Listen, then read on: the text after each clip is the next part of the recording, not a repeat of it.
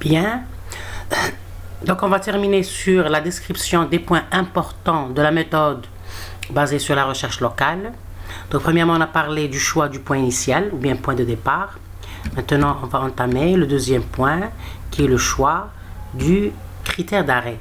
Donc puisque c'est un algorithme itératif, c'est-à-dire on a une boucle qui contient un processus qui se répète jusqu'à arriver à la solution sous-optimale. Donc pour choisir un critère d'arrêt, il y a plusieurs façons. Donc choisir un critère d'arrêt pour éviter, déjà, c'est-à-dire le critère d'arrêt il est choisi pour éviter un nombre d'itérations grand, c'est-à-dire pour ne pas rendre l'algorithme complexe. Donc c'est pour éviter un nombre d'itérations grand ou bien même pour éviter des cas de bouclage, c'est-à-dire si on obtient la même solution durant plusieurs itérations. Donc en général c'est pour éviter les cas de bouclage ou bien de blocage. Donc le critère d'arrêt de la recherche locale, concernant le bouclage et le blocage, ce sont c'est-à-dire deux points négatifs d'un problème itératif. Donc on essaie d'éviter et de contrôler. Donc le critère d'arrêt de la recherche locale peut être choisi avec plusieurs façons. Donc par exemple, on peut le choisir en fixant une limite en durée. Donc la limite de la durée d'exécution de l'algorithme. Donc le temps ici peut être relatif au nombre d'itérations. Exemple, on va fixer un certain nombre d'itérations, par exemple ici à 100 par exemple. Ok, ou la 1000, 100, d'accord. Donc, on fixe une itération maximum. Bien sûr, c'est selon votre problématique, selon votre cas d'étude, qu'on peut, c'est-à-dire fixer ce nombre d'itérations. Ou bien on peut le mettre, c'est-à-dire dans notre implémentation, dans notre programmation, on peut le laisser, c'est-à-dire un champ de saisie qu'on peut, c'est-à-dire changer ce cas selon notre test. Donc, le temps ici peut être relatif à la limitation de nombre d'itérations maximum, donc c'est-à-dire l'algorithme va s'exécuter tant que le cas est inférieur ou égal à 100. Une fois qu'on atteint 100 itérations, on arrête. Donc la solution obtenue, c'est la meilleure solution obtenue par l'algorithme. Bien sûr, c'est une solution approchée ou bien sous-optimale. Il y a notre possibilité est que d'arrêter quand la meilleure solution trouvée par l'algorithme n'a pas été améliorée depuis un certain nombre donné d'itérations. La même chose ici. On peut c'est-à-dire faire la différence entre l'amélioration de la solution, c'est-à-dire la valeur de la fonction coût. Donc si on remarque pendant un certain nombre d'itérations qu'on fixe bien sûr ici, par exemple on peut fixer k égale à 10 par exemple. Si on remarque que pendant, c'est-à-dire k égale à 10. Pendant 10 itérations, la fonction la valeur de la fonction objectif ou bien la fonction coût ne s'améliore pas tellement. Il y a une certaine différence, c'est-à-dire une différence qui est égale à un certain epsilon, d'accord? Une différence minime, un écart minime. Donc on peut arrêter, d'accord? Ça c'est deux cas pour pouvoir fixer ou bien choisir le critère d'arrêt, et ça n'empêche qu'on peut toujours trouver d'autres critères d'arrêt selon l'analyse de notre problème à étudier. Bien. Donc les algorithmes de recherche locale sont des algorithmes sous-optimaux, c'est-à-dire ils donnent une solution approchée. Puisque la recherche peut s'arrêter alors que la meilleure solution trouvée par l'algorithme n'est pas la meilleure de l'espace de recherche, n'est pas la solution optimale. C'est-à-dire, puisque c'est un algorithme itératif, il est rapide, c'est vrai, mais la qualité de la solution, elle n'est pas, c'est-à-dire, c'est pas la solution optimale.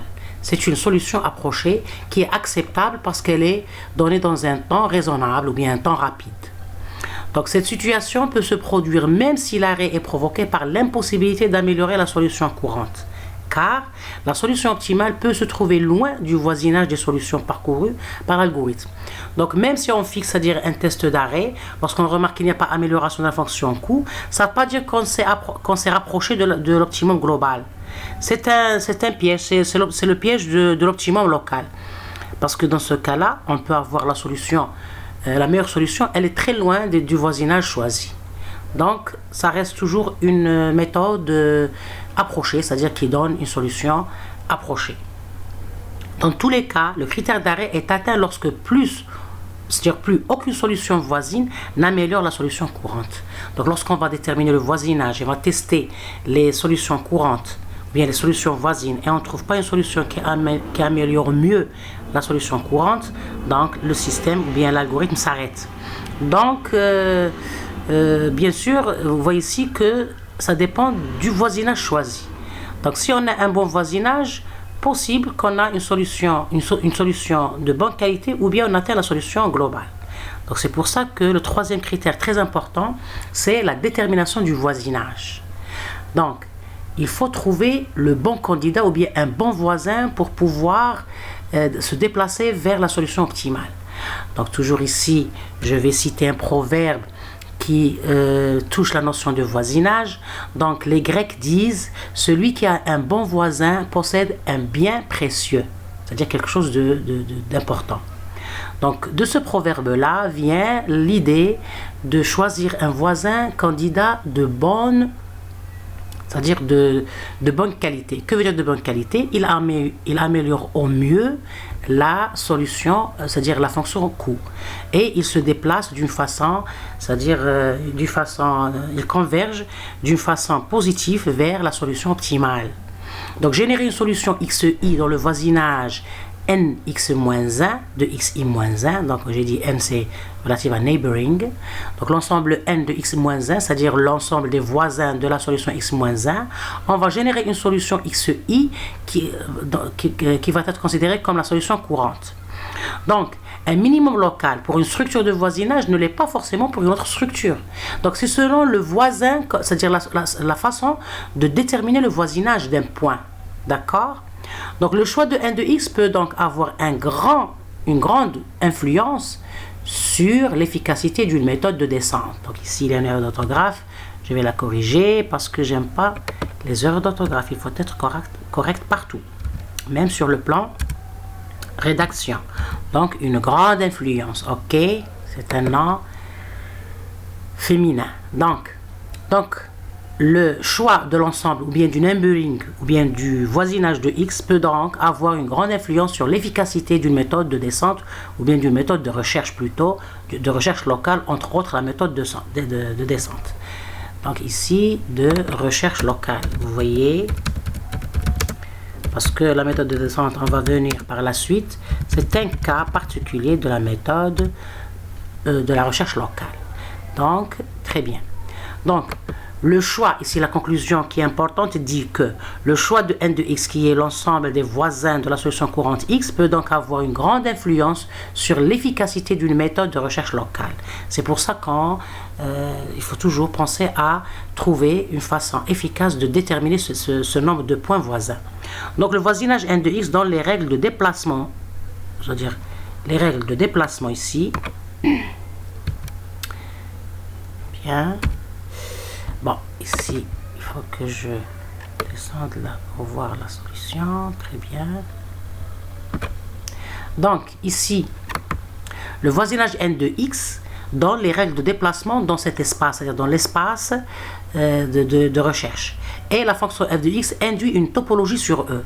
Donc, avec la façon de déterminer le voisinage et la façon de se déplacer dans ce voisinage, il va induire, c'est-à-dire générer une topologie sur l'ensemble E, comme on le voit ici, sur la figure. Vous voyez qu'il y a une topologie.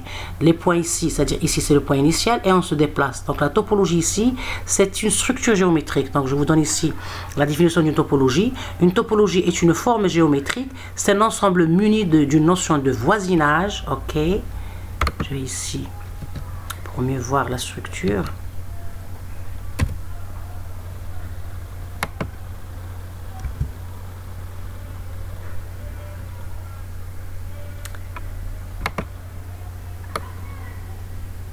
Ok, donc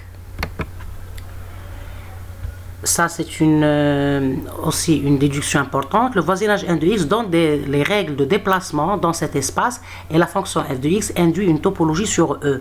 Parce que le déplacement dans l'ensemble de voisinage, c'est pour pouvoir minimiser la fonction objectif ou bien la fonction coût. Donc une topologie est une forme géométrique comme on le voit ici. Sur une forme géométrique, c'est un ensemble muni d'une notion de voisinage autour de chaque point. Donc de chaque point ici, on va générer un voisinage. Comme on voit ici ces cercles là, ce sont les voisinages considérés de chaque point. Et ils vont, c'est-à-dire on a ici un chemin de déplacement d'un point vers un autre. Donc selon la structure ou bien la structure choisie pour pour déterminer le voisinage et selon les règles de déplacement dans cet espace de voisinage qu'on a une topologie, une forme géométrique. Donc les formes géométriques, ils sont différentes, c'est-à-dire les formes géométriques